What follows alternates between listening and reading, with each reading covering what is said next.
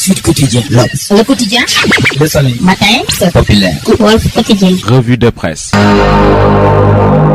Bonjour. La sortie du président Abdoulaye Wade hier en terre ivoirienne risque d'envenimer la tension sur la traque des biens mal acquis. Le président Wade déclare dans les colonnes du journal Grand Place que son fils Karim Wade est blanc comme neige et que toute cette agitation ne mène à rien. Wade défie la justice sénégalaise d'après Mamadou Mbodj, coordinateur du Forum civil. Mamadou Mbodj, dans les colonnes du journal Populaire, renseigne que Macky Sall et la Cour de répression et de l'enrichissement illicite doivent prendre leurs responsabilités. Selon toujours le coordonnateur du Forum civil, l'État doit déclassifier les rapports et tous les scandales sous Wade envoyés chez le procureur, car Maître Wade a lancé publiquement un défi à la justice sénégalaise. Les travailleurs de la Sonatel disent niet à France Télécom qu'ils traitent d'extorqueurs de fonds, c'est à lire dans le journal LAS. Le syndicat des travailleurs de la Sonatel, qui était en conférence de presse hier, a peint un tableau sombre au projet de France Télécom qui veut contrôler la totalité des activités stratégiques de la Sonatel. Le secrétaire général du syndicat Bassirou Sarr promet une réponse car selon lui, la communication d'un pays doit être gérée par l'État et non des étrangers. Et pire encore, ce projet crée un taux de licenciement dans la boîte et que l'argent qui en découle est renvoyé directement en France. Le projet de l'aéroport de Touba est en voie d'être torpillé si on en croit au journal Libération. La société allemande d'apport est accusée de manœuvres souterraines avec la complicité des cadres de l'aéroport international Blaise Diagne et les dirigeants du régime. Restons toujours à Touba pour parler de la visite du président Sall. Le journal L'Obs révèle que le président de la République se déplace avec une forte délégation aujourd'hui pour s'enquérir des préparatifs du Grand Magal. Une visite qui risque d'être perturbée par le mouvement And Defar Touba, car selon nos confrères du journal L'Obs, ce mouvement se dit exclu des préparatifs de la visite du président et il menace de brandir des brassards rouges. Serigne Béthio lui mobilise les grands moyens pour le Grand Magal. L'observateur renchérit que 7 millions de francs CFA sont consentis pour les boissons et fruits et 500 millions pour l'achat de bœuf. Ainsi, le guide des Tchantakoun prévoit de nourrir 41 villages pendant 3 jours. Le journal Direct Info revient sur le cheikh en renseignant que la seule évocation de ce patronyme renvoie à un homme qui a tout donné à son créateur. Hassan Al-Bashi, ambassadeur d'Iran à Dakar, soutient mordicus que le cheikh est un descendant du prophète Mohammed, paix et salut sur lui. Bougane Gueye Dany n'est derrière aucun politicien d'après le journal La Tribune. Le président directeur général de la chaîne Sen TV révèle une partie de son parcours tout en déclarant qu'il a démarré avec 1 million de francs CFA que lui a prêté son ami. Les propos prêtés à Pape Mayel Diop, directeur général de l'aéroport du Sénégal, n'ont pas du goût de ce dernier. Selon Moussa Diop, la croissance moyenne actuelle est de 10% et annonce des lendemains meilleurs qui avoisonneraient 2 millions de passagers au 31 décembre 2013. Le journal Tout le Sport revient sur les vérités de Rocky Balboa. Le géant suisse déclare que son combat contre Balla Gaye n'est pas encore tombé à l'eau car il demande 150 millions au promoteur Aziz Ndiaye. Sunu Lamb lève un coin du voile sur le combat Gouye Gui Zoss. Ce dernier déclare qu'il va corriger Gouye Gui avec ses 200 kilos en seulement 10 secondes. Bombardier est le dernier rescapé de la génération 1990 après Baboy, Tyson, Yekini. Le journal Sunu Lamb s'interroge si Balla Gaye va terrasser Bombardier pour mettre KO toute cette génération. Nous en serons édifiés dans quelques mois seulement. C'en est tout pour la revue de presse de ce jour. Excellente lecture à toutes et à tous.